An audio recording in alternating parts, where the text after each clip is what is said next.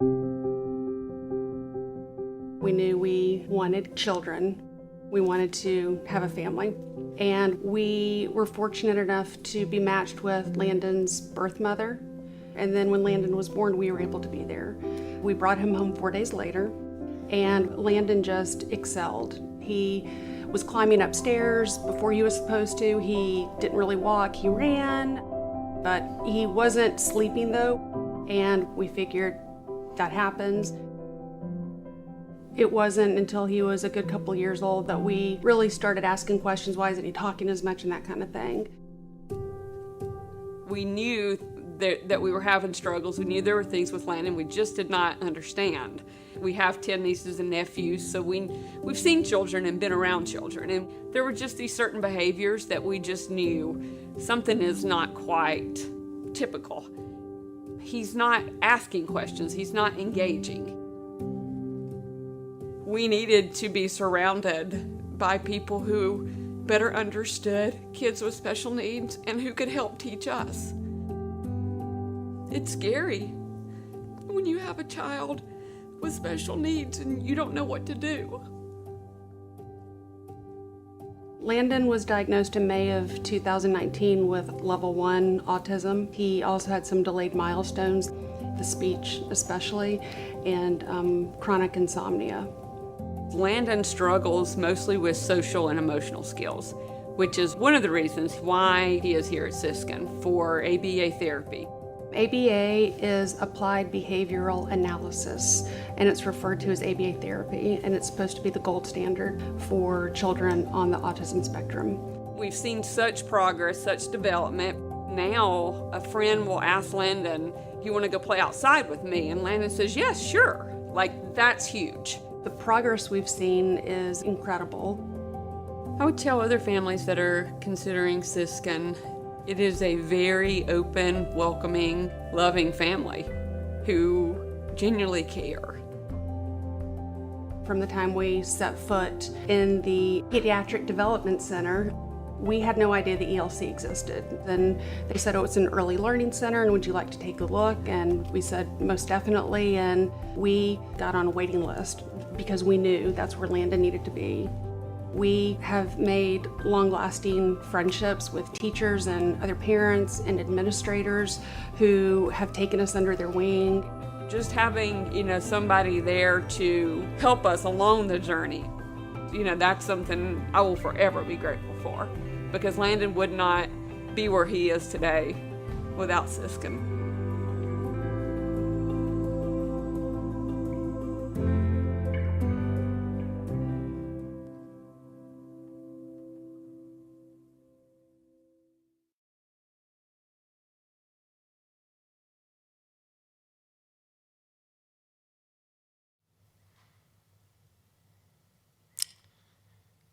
I do not know the young boy in the video, Landon, personally, but he seems like a hero to me, as do all of the people at the Siskin Children's Institute who work really to improve the quality of life for children with special needs and their families.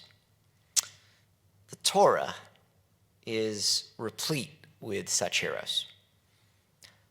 Great people, men, women, and children, who accomplished incredible feats against great odds, often with personal challenges and real, very real impediments.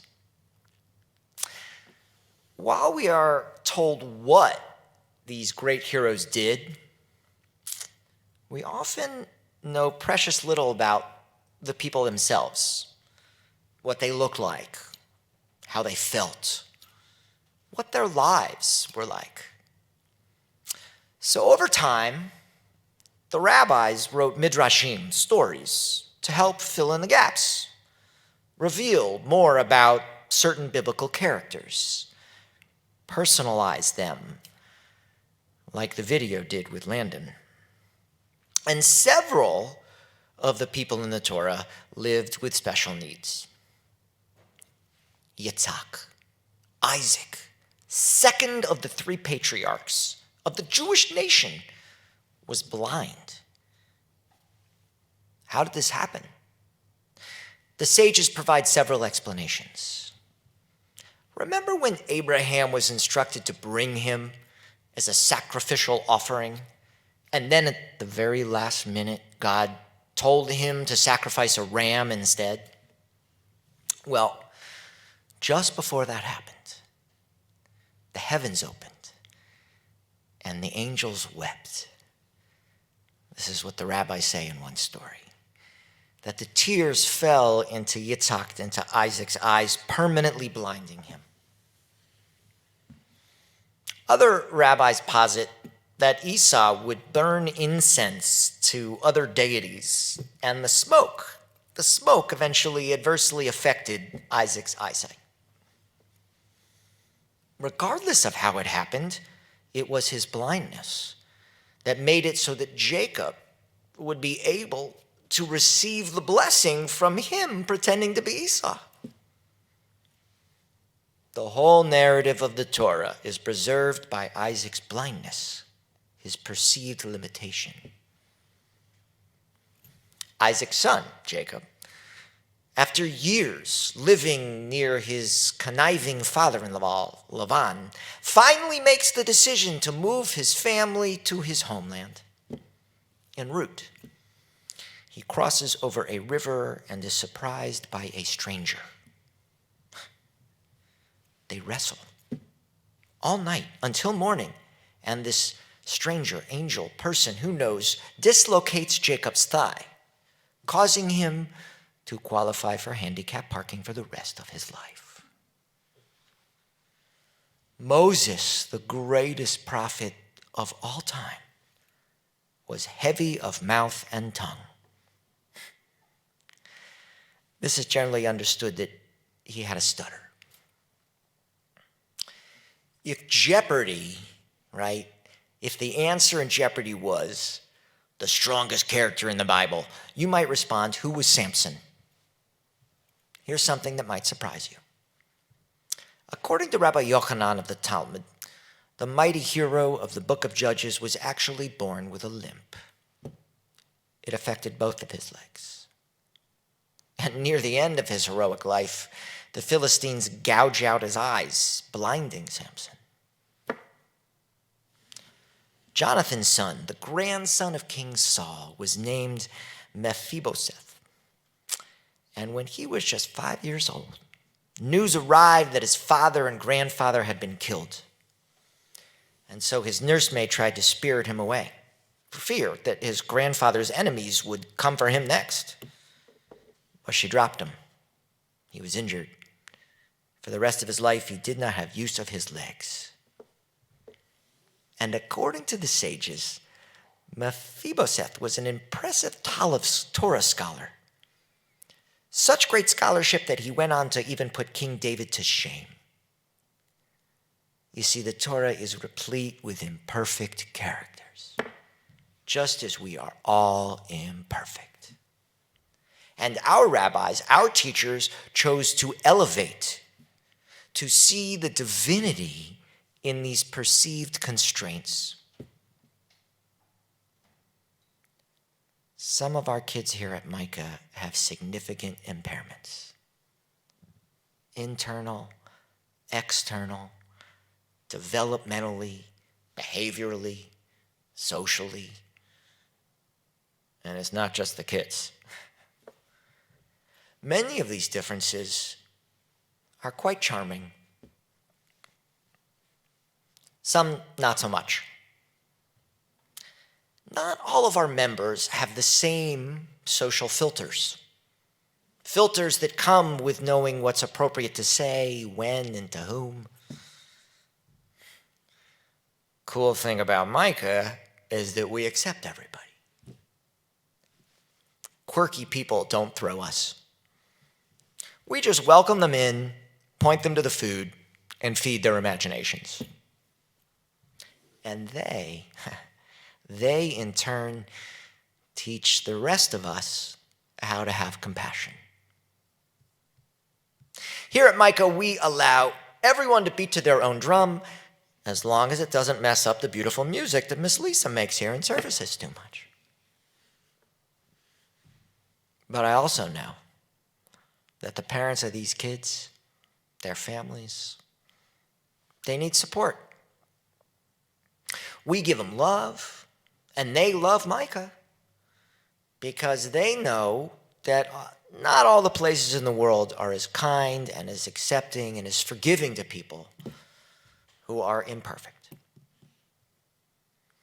And then there are the parents and the siblings and the grandparents of these special needs folks, and they have moments when they feel like cringing, and they wish the floor would swallow them up. When they feel ashamed of how they feel, ashamed or embarrassed. These are the differences in their child or their family member that they wish would go away. Not only for the child or person's sake, but also for the other family members.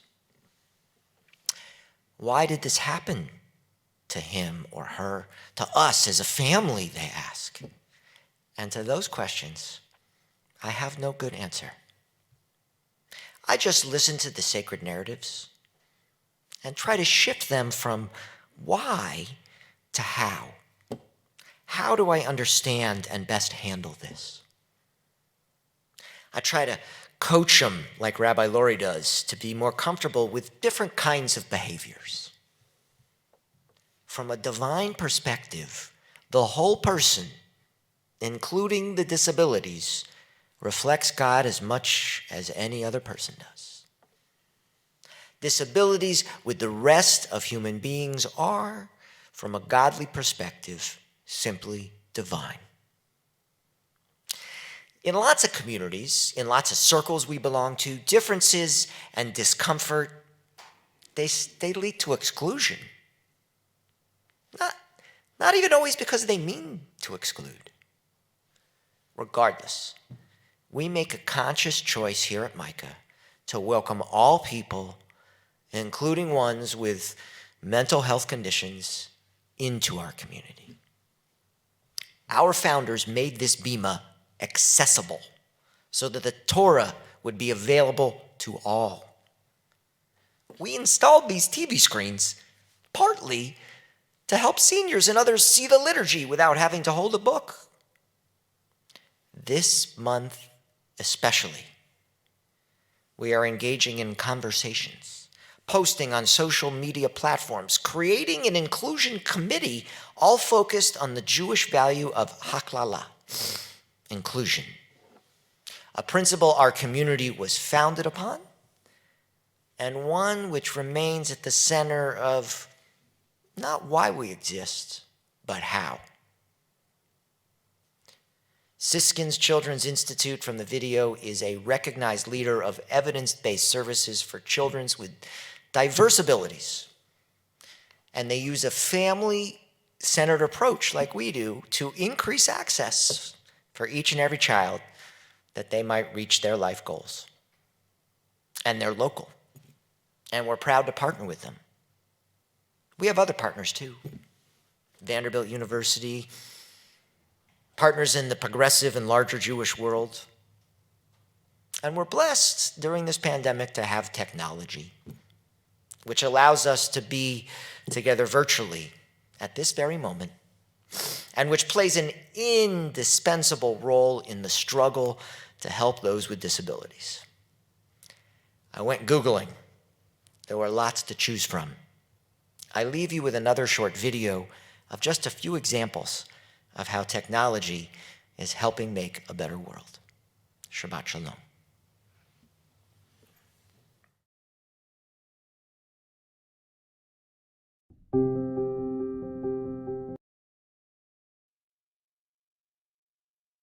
Today we're bringing Ori his first touch-free smartphone. It's just his birthday, so we're hoping he'll be pleased.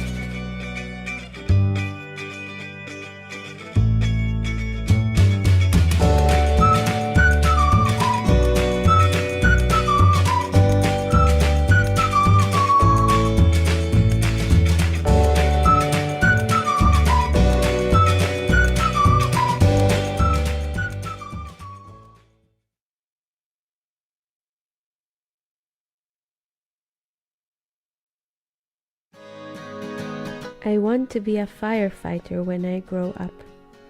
My mom says it's too dangerous, but I think it's only dangerous if there's a fire. I was born 12 weeks before my expected birth date. Is 1.9 pounds heavy or light? I want to speak, but the words remain inside me. People just don't understand me. My name is Ray. I'm 5 years old. And tomorrow, I will start speaking freely.